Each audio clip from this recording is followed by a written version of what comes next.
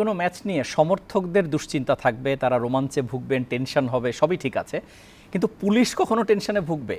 কিন্তু আজকে এমন একটা ম্যাচ, যে ম্যাচ নিয়ে সমর্থকরা যেমন দুশ্চিন্তায় আছে, ঠিক তেমনভাবে আটলান্টা পুলিশ ভয়ঙ্কর দুশ্চিন্তায় আছে, কারণ সেখানে ইংল্যান্ড এবং আর্জেন্টিনা বিশ্বকাপ সেমিফাইনালে মুখোমুখি হচ্ছে এবং এই দুই দলের ইতিহাস কিন্তু সেই দুশ্চিন্তার পথে অনেকগুলো কারণ আছে। আমরা সেসব নিয়ে কথা বলবো। সবাইকে স্বাগত জানাচ্ছি গোল অনুষ্ঠানে। আমি রাকিবুল হাসান, আর আমার সঙ্গে আছেন তপু বর্মন, জাতীয় দলের ফুটবলার। স্বাগত আপনাকে। থ্যাংক ইউ ভাইয়া। যেটা দিয়ে শুরু করলাম, আসলেই তো বিষয়টা এরকমই, কারণ ইংল্যান্ড এবং আর্জেন্টিনা তাদের যে ইতিহাস, সেই ইতিহাসে এত কিছু আছে যে আজকের ম্যাচটা আমার কাছে বারবার মনে হচ্ছে যে যদি কোনো কারণে মাঠের মধ্যে উত্তপ্ত হয়, গরম হয়ে যায় ম্যাচ, তাহলে তার রেশ কিন্তু পৃথিবীর কোনায় কোনায় পড়ে যাবে। হ্যাঁ, এটা আসলে আমরা জানি যে ইংলিশ ফ্যানদের কিন্তু একটা উগ্র মেন্টালিটি আছে এবং তারা কিন্তু নট অনলি ফুটবল, তারা ক্রিকেট বলেন সেখানেও কিন্তু আসলে ডিফারেন্ট লেভেলের মানসিকতা নিয়ে যায়, যেটা ক্রেজি সাপোর্টার যেরকম, একদম ক্রেজি। আসলে আমার কাছে মনে হয় যে ম্যাচটা মানে মাঠে এরকম একটা পরিস্থিতি ক্রিয়েট হবে কি না আই এম নট শিওর, কিন্তু আসলে এরকম ম্যাচে কিন্তু সবার টেম্পারমেন্টটা আমার মনে হয় যে চাইবে ধরে রাখতে, এবং যত ধরে রাখবেন তত পারফরমেন্সে আপনার মনোযোগী থাকবেন এবং আপনার পারফরমেন্স ভালো হবে। আসলে স্টেডিয়াম গ্যালারিতে আসলে কোন সিচুয়েশনটা হয় এটা আসলে আপনার বোঝা যায় না, সেটা কিন্তু একটা সিচুয়েশনে হয়ে যেতে পারে। এক্স্যাক্টলি। এখন দেখা যাবে যে আর্জেন্টাইন ফ্যান বা ইংল্যান্ড ফ্যানদের মধ্যে থেকে কেউ উস্কানিমূলক কথা বললো, সেই ক্ষেত্রে দেখা যাবে যে মারপিট হয়ে যেতে পারে। ওইটা তারপর আপনি যেটা ইন্ট্রোতে বললেন যে আটালান্টার যে পুলিশরা আসলে আমার মনে হয় তৎপর থাকতে হবে আজকের ম্যাচটা নিয়ে, ইভেন দো স্টেডিয়ামের বাইরেও। ডেফিনেটলি। এখন এটাই আমার কাছে মনে হয়। আচ্ছা, আমরা এখন সরাসরি ম্যাচে চলে যাই। ম্যাচের আসলে স্ট্যাটগুলো খুব ডিফারেন্ট। কেন বলছি? কারণ যদি আপনি পরিসংখ্যানগতভাবে দুই দলের মুখোমুখি লড়াই দেখেন, সেটা টোটাল মুখোমুখি কিংবা বিশ্বকাপ মুখোমুখি সব কিছুতে ইংল্যান্ডে গিয়ে, মানে 14 বার দেখা হয়েছে, 6 বার ইংল্যান্ড, 3 বার আর্জেন্টিনা, আবার বিশ্বকাপে 5 বারের মধ্যে 3-2 ইংল্যান্ডে গিয়ে। কিন্তু আপনি যদি আবার আর্জেন্টিনার পয়েন্ট থেকে চিন্তা করেন, তারা কখনো সেমিফাইনাল হারেনি, আর সেখানে ইংল্যান্ড হচ্ছে 66-র পরে কখনো ফাইনাল খেলেনি, একাধিক সেমিফাইনাল হেরেছে। ফলে এই যে বিভিন্ন ধরনের স্ট্যাট, এর কি কোনো ভূমিকা থাকে নাকি অন দ্য ফিল্ডে সব উড়ে যায়? না, আসলে এগুলা মানে এগুলো অল অ্যাবাউট আমাদের জন্য, আপনার জন্য, আমার জন্য, যারা আমরা অ্যানালাইসিস করি, আমরা যারা অ্যানালাইজ করি আসলে। আর আমার কাছে মনে হয় না এগুলো একটা মুখ্য ব্যাপার প্রেজেন্ট সিচুয়েশনে। আসলে সবাই, আপনি যদি মেসিকে হঠাৎ করে জিজ্ঞেস করেন যে মেসি তুমি কয়শো গোল করেছো, হঠাৎ করে বলতে পারবে না, কারণ সেগুলো নিয়ে তারা আসলে বদারই করে না। জাস্ট খালি তারা বদার করে যে ফিউচারে কি হবে। যারা প্রফেশনাল প্লেয়ার তারা এই লেভেলের চিন্তা ভাবনা করে। আসলে এটা অল অ্যাবাউট একটা ধরতে পারেন যে একটা হিস্টোরিক্যাল রাইভালিটি তাদের মধ্যে আছে। আপনি হয়তো আমার থেকে ভালো জানবেন, কারণ আপনি আমার আগে অনেক ওয়ার্ল্ড কাপ দেখেছেন এবং কভারও করেছেন। আপনি যদি 86টাই মূল কারণ, হ্যাঁ, আপনি যদি 98-এর ওয়ার্ল্ড কাপ দেখেন যে বেকামের একটা ইনসিডেন্ট, তারপরে 2002-এ বেকামের গোলে আর্জেন্টিনাকে হারানো, এই যে ব্যাপারগুলো, এগুলো কিন্তু আসলে একটা হিস্ট্রিক্যাল ব্যাপার। তো সেই ক্ষেত্রে আমি বলবো যে England Mighty Green Apple Game Changer Ginger Happy Speed। Specially মেসির ইংল্যান্ডের সাথে এখন পর্যন্ত কোনোভাবেই খেলা হয়নি। এক্স্যাক্টলি। আমি সেই কথা প্রশ্নটাই নেক্সটে করতাম যে অবসরে যাবার আগে মেসি কেইনের একটা মুখোমুখি লড়াই হচ্ছে, সেটা বোধহয় একটা স্মৃতি হিসাবেই থাকবে, খুব স্ট্রং স্মৃতি। আসলে রাকিব ভাই, এবার ওয়ার্ল্ড কাপে কিন্তু আমাদের মধ্যে অনেক স্মৃতি হয়ে অনেক প্লেয়ার, হয়তোবা এটাই লাস্ট ওয়ার্ল্ড কাপ, আমরা দেখেছি অনেক প্লেয়ার, হয়তোবা নেক্সট ওয়ার্ল্ড কাপে বা অনেক প্লেয়ারকে আমরা দেখব না, স্বাভাবিক, যারা লিজেন্ডারি প্লেয়ার। আসলে এটা কিন্তু আপনার একটা ডিফারেন্ট লেভেলের রাইভালিটি এবং ফাইটিং ম্যাচ। আপনার হ্যারি কেনও প্রায় 32-33 হয়ে গেছে, মেসি বিশ্বকাপ পাবে কিনা একদম নিশ্চিত না, এরকম ফর্ম থাকবে কিনা উই ডোন্ট নো, এবং লিওনেল মেসির 39। তো আসলে এই যে তাদের একটা ব্যাটল, আপনি যদি দেখেন একটা কিন্তু 6 গোল 8 গোলের একটা ব্যাটল কিন্তু এই জায়গায় আছে, এবং তার সাথে তাদের অনেকবার মুখোমুখি হয়েছে অ্যাজ এ ক্লাব মেট হয়ে, কিন্তু ন্যাশনাল টিমের হয়ে কখনো হয়নি। একটা ডিফারেন্ট লেভেলের ম্যাচ আমরা দেখার জন্য অপেক্ষা করছি, এবং এখানে হয়তো ধরেন যার মানসিকতাটা বেশি টাফ থাকবে তাদের আমার মনে হয় পসিবিলিটি বেশি। অবশ্যই কোনো একটা দল ফ্রান্সের মতো ভেঙে না পড়ুক, আমরা সেটা চাবো। আমরা ফ্রান্স স্পেন নিয়ে তো কথা বলবো পরের দিকে, তবে তার আগে আমরা প্রিভিউ রিপোর্ট দেখি, তারপরে আলাপ করব। আপনাদের জন্য প্রিভিউ রিপোর্ট সেকেন্ড সেমিফাইনালের। 2 যুগ পর আর্জেন্টিনা ইংল্যান্ড মুখোমুখি, তাও আবার বিশ্বকাপ সেমিফাইনালে। দুই রথের উত্তাপ আটালান্টায় বিশেষ উপলক্ষ মেসিকে ঘিরে। দীর্ঘ ক্যারিয়ারে এই প্রথম ইংলিশ পরীক্ষা LM10-এর। নকআউট পর্বের প্রতিটি ধাপ কষ্টে পেরিয়েছে আর্জেন্টিনা। 3 ম্যাচের 2টি জিতেছে অতিরিক্ত সময়ে, 9 গোলের বিপরীতে হজম করেছে 5টা। প্রতিপক্ষের কাউন্টার অ্যাটাকে ভেঙে পড়েছে আকাশী নীলের রক্ষণ। তালিয়াফিকোর সঙ্গে মন্তিয়াল মলিনাও ধুঁকছেন, ভরসা রোমেরো আর লিসান্দ্রো।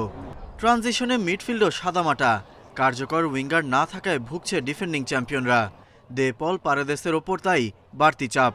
লড়াকু মানসিকতা, সতীর্থদের শক্ত বন্ধন দলের শক্তি। আলভারেজ লাউতারো গোল পাওয়ায় স্বস্তি স্কালোনির জন্য। ইংল্যান্ডের বিপক্ষেও তাদের সমর্থন প্রয়োজন, আর মেসি তো আছেনই ম্যাজিক মোমেন্টের জন্য। ইংলিশদের বিপক্ষে প্রথম ম্যাচ স্মরণীয় রাখতে মরিয়া থাকবেন। দলের প্রতি যথেষ্ট উচ্চাকাঙ্ক্ষা রয়েছে, সেই চাপ সামলে মাঠের খেলায় মনোযোগ দিতে হবে, বল দখলে রাখতে হবে এবং খেলোয়াড়দের সেরা পারফরমেন্স দেখাতে হবে। ইংল্যান্ডও বন্ধুর পথ পাড়ি দিয়ে স্বপ্নযাত্রা চালু রেখেছে। সেমিফাইনালের আগে দলে অন্তর্কন্দলের গুঞ্জন, মাঠের খেলায় সেটার প্রভাব না পড়লেই হয়। দারুণ ফর্মে হ্যারি কেইন ও বেলিংহাম, বড় ম্যাচে গর্ডন হতে পারেন এক্স ফ্যাক্টর। গোলকিপার পিকফোর্ডও দারুণ করছেন। সাকা, রাইসরা জ্বলে ওঠার অপেক্ষায়।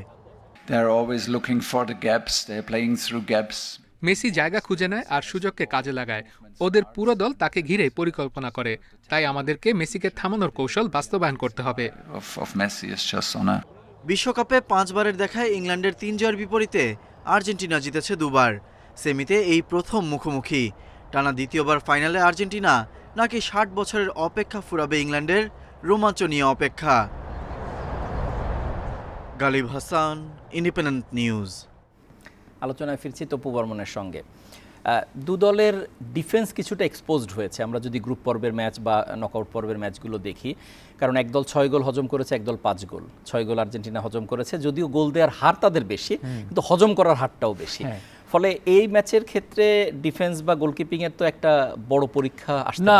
অবভিয়াসলি আপনি যদি ডিফেন্সের ব্যাপারটা বলেন, আসলে দুই টিমেই কিন্তু একটু একটু করে ল্যাকিংস আছে। স্পেশালি আপনি যদি আর্জেন্টিনার ডিফেন্স লাইন নিয়ে বলেন, ডেফিনেটলি 2 উইং ব্যাকের, যেটা আসলে সবার চোখে এবং সবাই দেখেছেন আসলে তাদের উইকনেসটা। তো স্পেশালি আমি বলবো যে আর্জেন্টিনার ওই জায়গা দিয়ে খুবই নজরদারি রাখতে হবে, কারণ আপনি যদি ইংল্যান্ডের অ্যাটাকিংটা দেখেন, তাদের অ্যাটাকটাই হলো দুই সাইড দিয়ে। আপনি যদি অ্যান্টনি গ্রোডন এবং রাইট সাইড হলো সাকা। এটাই না নিজেই উঠতে পারে না, আবার অন্যায়ের বিরুদ্ধে উঠে দাঁড়াবে। এই চল, আমাদের উঠে দাঁড়াতে হবে। সকল অন্যায়ের বিরুদ্ধে রুখে দাঁড়ানোর এনার্জি পার্টনার। তাদের যে ইনভলভমেন্ট এবং তাদেরকে রিপ্লেস করে দেখা যায় ইজেকে নামানো হয়, রাশফুডকে নামানো হয়, তারাও একই ধরনের প্লেয়ার।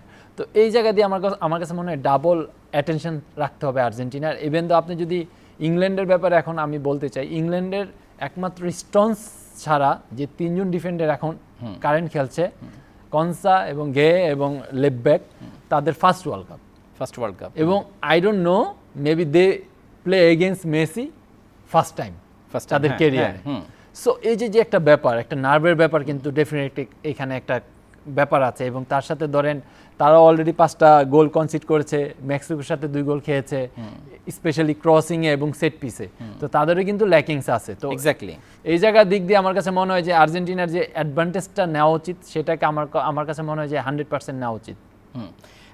যেটা আমরা বলছিলাম যে এর পাশাপাশি যেহেতু কেইন এবং মেসির কথা আলাদা হচ্ছে, কিন্তু এর পাশাপাশি বেলিংহাম কিন্তু যে গোল দুটো করেছেন এবং যে ম্যাচে কেইন একটু গুটিয়েছিলেন, এবং একই কথা আর্জেন্টিনার বেলায় প্রযোজ্য। লাস্ট ম্যাচে 3টা গোল হয়েছে, সেখানে কিন্তু মেসি স্কোরশিটে নাম নেই। ফলে এটা তো দুই দলকে একটু রিলিফ করবে যে যখন অপশনাল, মানে অন্যরা যখন গোল করা শুরু করে। না, আসলে আপনি যদি আর্জেন্টিনার 17টা গোলের মধ্যে মেসির 8টা গোল এবং 9টা গোল করেছে আপনার লাউতারো 2টা, রোমেরো 2টা, লিসান্দ্রো 1টা, সেলেসো 1টা এবং আলভারেস 1টা। এক্স্যাক্টলি কোনো সেকেন্ড পারসন নাই যে বেশি করেছে। দ্যাট মিন্স আপনার সবাই গোল পাওয়া মানে আপনার টিমের মধ্যে স্কোরিং এর প্রবলেম নাই। ঠিক আছে, তো আমার কাছে মনে হয় যে এটা একটা পজিটিভ ব্যাপার। এবং আপনি যদি দেখেন ইংল্যান্ডের 13টা গোল হয়েছে, সেখানে 2 প্লেয়ার 12টা গোল, তাই না? তো এটা কিন্তু ফ্রান্সের বেলাও একই টাইপ ছিল, তারা যখন ফেল করেছে তখন আর কিন্তু গোল হয়নি। তো এখন ঘটনা হয়েছে যে আজকের ম্যাচটা আসলে আমার কাছে মনে হয় রাকিব ভাই, স্পেশালি মিডফিল্ডটাকে যে কন্ট্রোল করবে তাদের আধিপত্য বেশি থাকবে। কারণ আপনি যদি ডাকলান রাইস এবং অ্যান্ডারসনকে দেখেন, তারা আসলে ক্রিয়েটিভ মিডফিল্ডার না, তারা আসলে ডিফেন্সিভ অ্যাপ্রোচের মিডফিল্ডার। তারা বল উইন করতে হয় কিভাবে সেটা তারা খুব ভালোভাবে জানে।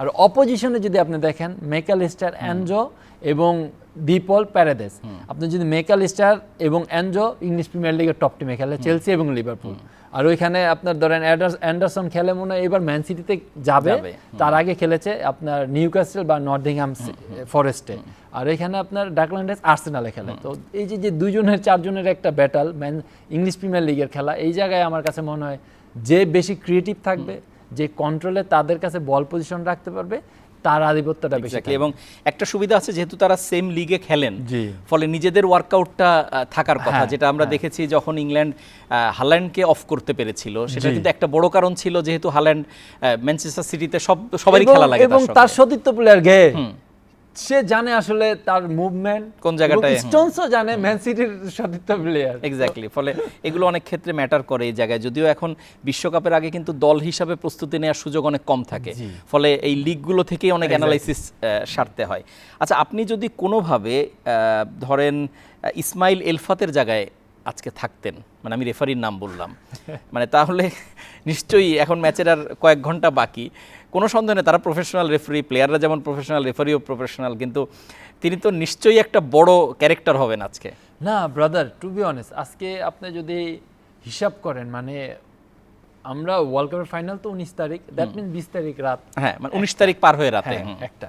তো আমরা গতকালকে একটা ম্যাচ দেখেছি, আপনি যদি ওয়ার্ল্ডের বেস্ট ম্যাচ বলেন সেটাকে কাউন্ট করতে হবে, কারণ বেস্ট 4টা টিম সেমিফাইনালে করেছে। হ্যাঁ, তো এখন আসলে কালকের ম্যাচ থেকে আজকের ম্যাচটার টেম্পারমেন্ট থাকবে ডিফারেন্ট লেভেলে, কারণ আজকে ধরেন ইংল্যান্ড, যেটা আমরা শুরু থেকে আপনি ইন্ট্রো দিলেন, আমিও একটু বললাম, এবং আর্জেন্টিনা ডিফেন্ডিং চ্যাম্পিয়ন, তারা ডিফেন্ডিং চ্যাম্পিয়ন হিসেবে মাঠে নামবে, এবং তাদের যেই আধিপত্য, আপনি যাই বলেন যে র্যাঙ্কিং এর 15 নম্বরের উপরের সব টিমের সাথে তারা খেলে এসেছেন, আসলে এটা তো মেক সেন্স না। আপনি ওয়ার্ল্ড কাপ যখন খেলবেন, দ্যাট মিন্স সবাই বেস্ট টিম, মানে ওই যেটা বলা হচ্ছে ওটাও এক ধরনের স্ট্যাট, হ্যাঁ, আর কিছু না। তো এখন রেফারির আসলে এই জায়গায়, মানে আমার কাছে মনে হয় যে তারও অনেক হার্ডওয়ার্ক করতে হবে আজকে, কারণ অনেক আপনার ফাস্ট ফুটবল হইতে পারে, সামটাইমস স্লো হইতে পারে।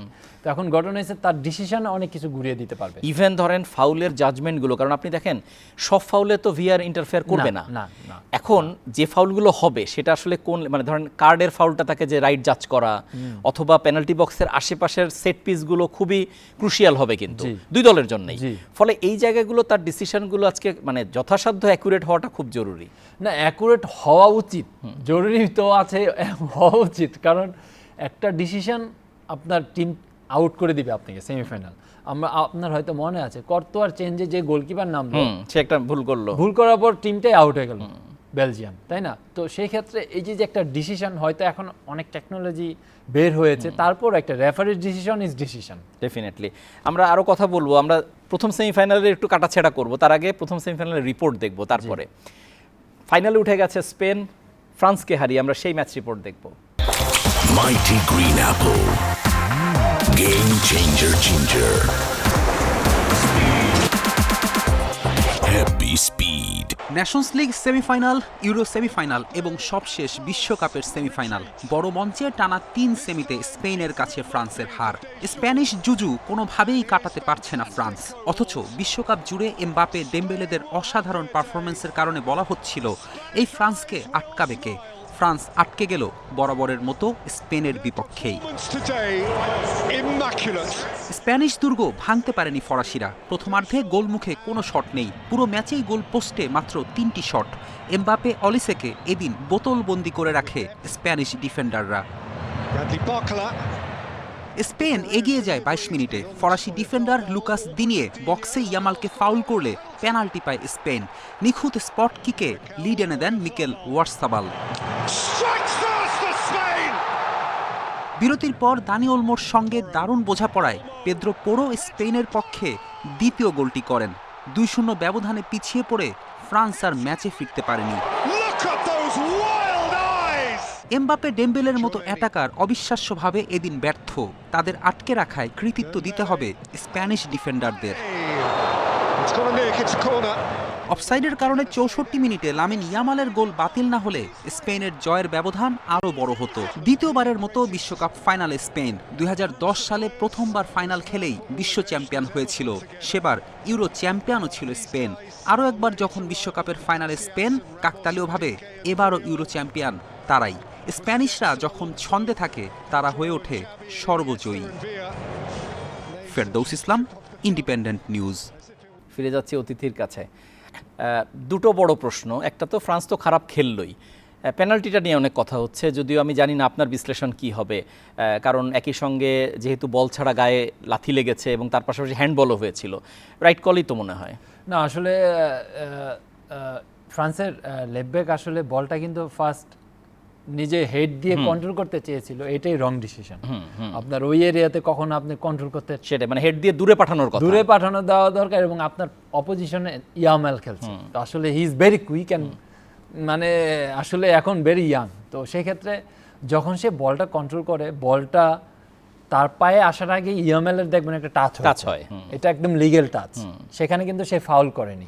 তো লিগ্যাল টাচ হওয়ার পর বলটা সামনের দিকে চলে যায় এবং যখন সে লাথি মারে ইয়ামালের গায়ে লাথিটা লাগে, তো লাগার কারণে কিন্তু এটা এক্স্যাক্টলি ফাউল। আপনি যখন যেহেতু পেনাল্টি বক্সের ভিতর হয়েছে, দ্যাট মিন্স পেনাল্টি, এবং আপনি বল ছাড়া যদি নরমালি কাউকে লাথি মারেন সেটাও তো ফাউল, আপনি ইয়েলো কার্ড পাবেন এবং তার সাথে ফাউল হবে। এক্স্যাক্টলি, তো এটা একদম রাইট ডিসিশন। ইয়ামালের নাম যেহেতু বলেই ফেললেন, কোনো সন্দেহ নেই যে আগামী দিনগুলোতে, আগামী বিশ্বকাপগুলোতে আমাদের তাকে নিয়ে অনেক কথা বলতে হবে, এটা ফর শিওর। এবং এই বিশ্বকাপে আমার মনে হয় গতকাল এরকম বড় মঞ্চে এসে তার বেস্ট চেহারাটা দেখা গেছে। হ্যাঁ, এটা বলতে পারেন। আসলে এর চেয়ে বড় সুযোগ, এর চেয়ে বড় টিম আমার মনে হয় না আর কেউ আছে, কারণ সেই জায়গায় আসলে ইয়ামেলের জ্বলে ওঠাটা প্রয়োজন ছিল, যেটা কিনা আসলে সে করতে পেরেছেন। হয়তোবা সে গোল করেনি, অ্যাসিস্টও করেনি, কিন্তু তার যে ইম্প্যাক্ট ছিল এটা অনেক পজিটিভ ছিল। যখনই সে রাইট সাইডে বল পেয়েছে, দেখবেন যে সামথিং ইজ অন, মানে কিছু না কিছু হবে, এটা একদম বলেই যায়। আপনি হয়তোবা কাট করে ইনসাইডে যাবে, কাট করে আউটসাইডে যাবে, you never know as a defender. তো সেই ক্ষেত্রে কিন্তু আসলে সে খুবই ভালো। আপনি বললেন গোল বা অ্যাসিস্ট করেনি, আলটিমেটলি পেনাল্টিটা তো তারই আদায় করা, সেটা একটা বড় পয়েন্ট হিসাবে। আরেকটা হচ্ছে গোল যেটা করেছিলেন, হয়তো প্রযুক্তি গোলটা হতে দেয়নি, but that was a beautiful goal, 3 number goal যেটা আমরা দেখলাম একটু আগে, এটা আসলে গোল দিয়ে উদযাপন করে স্টার্ট করলো, রেফারি হ্যান্ডস আপ করে রাখছে প্রযুক্তির কারণে, but that was a really wonderful goal. ইয়ামালের কথা যেহেতু বলছি, মানে অন্য আমার স্মৃতিতে মনে পড়ে না যে যেহেতু তার বয়স 19, এই বয়সে যদি একটা বিশ্বকাপ জিতে শুরু হয়, বড় স্টাররা কিন্তু অনেকে কেন এরকম সুযোগ কে পেয়েছেন মনে করতে গেলে আসলে একটু হাতড়াতে হবে, এত আর্লি এজে একটা ওয়ার্ল্ড কাপ জিতে। আসলে সে কিন্তু অলরেডি মেজর মানে ট্রফি হিসাবে, আপনি যদি রোনালদো মেসিদের রেস হিসাব করেন, তারা কিন্তু আসলে 30-32 এজে যে পেয়েছে, আর ইয়ামেল 17 বছর ইউরো কাপ জিতেছে, মানে এটা কিন্তু একটা মেজর ট্রফি না, আপনার মানে বিশ্বকাপের পরেই সবচেয়ে বড় ট্রফি। তো সেই ক্ষেত্রে এটা কিন্তু আসলে সারপ্রাইজিং হবে না আসলে। তার ধরেন তার ক্যারিয়ারে অলরেডি 101টা ম্যাচ খেলে ফেলেছেন বার্সেলোনায়, মানে আসলে সে কিন্তু একদম আনকরে ইয়াং না, সে ইয়াং বাট অনেক এক্সট্রাঅর্ডিনারি এবং অনেক ম্যাচুরেট। এক্স্যাক্টলি, এবং অবশ্যই আমাদের স্পেন তো ফাইনালে যে খেলা তারা খেলেছে, এটা ধরে রাখতে পারলে এখান থেকে যেই উঠুক একটা কঠিন পরীক্ষা দিতে হবে, কোনো সন্দেহ নেই। আমরা আবার একটু ইংল্যান্ড আর্জেন্টিনায় ফিরে আসি, যেহেতু এটাই আমাদের সামনে এখন সবচাইতে ক্রুশিয়াল ম্যাচ। এই ম্যাচের মানে দুই দলের শক্তি তো আমরা জানি, দুর্বল দিক কি দুই দলের বেলায় ডিফেন্সিভ বলবেন না আর কোনো দুর্বলতা আছে? ভাইয়া আমার কাছে মনে হয় যে আর্জেন্টিনার একটু ইয়ার বলে, স্পেশালি ধরেন হ্যারি কেন, বিলিংহাম, আপনি যদি স্টোনসের কথা বলেন, গেয়ের কথা বলেন, তারা কিন্তু আসলে এয়ারের বলে স্ট্রং।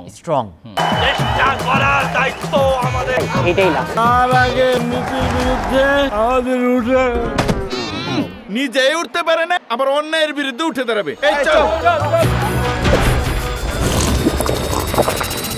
আমাদের উঠে দাঁড়াতে হবে। স্পিড, সকল অন্যায়ের বিরুদ্ধে রুখে দাঁড়ানোর এনার্জি পার্টনার।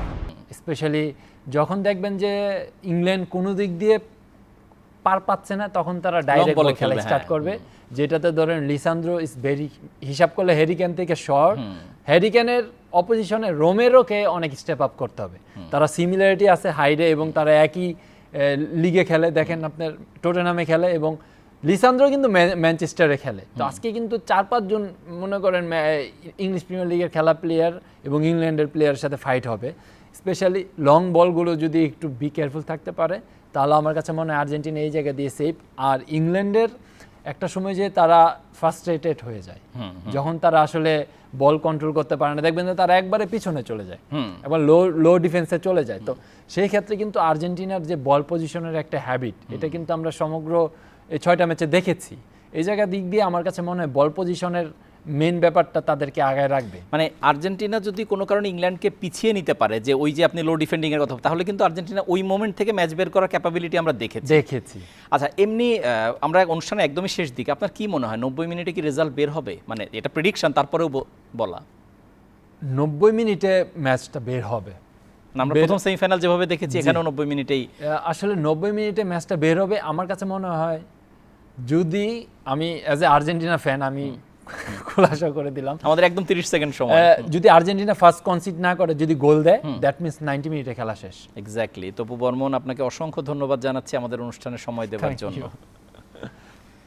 বিশ্বকাপে দেখতে দেখতে শেষের পথে, একটা সেমিফাইনাল তো চলেই গেছে, আর একটা সেমিফাইনাল আমাদের সামনে। যেভাবে ঠিক শুরু করেছিলাম, ইংল্যান্ড আর্জেন্টিনার অনেক হিসাব নিকাশ বাকি, সেই হিসাব নিকাশগুলো মিলবে রাত 1টায় যখন খেলা শুরু হবে। তারপরে খেলা তো দেখবেন সমর্থক বাংলাদেশে অনেক, কিন্তু তার পাশাপাশি আপনারা গোল অনুষ্ঠানের সঙ্গেও থাকবেন। সবাইকে ধন্যবাদ আমাদের সঙ্গে থাকার জন্য।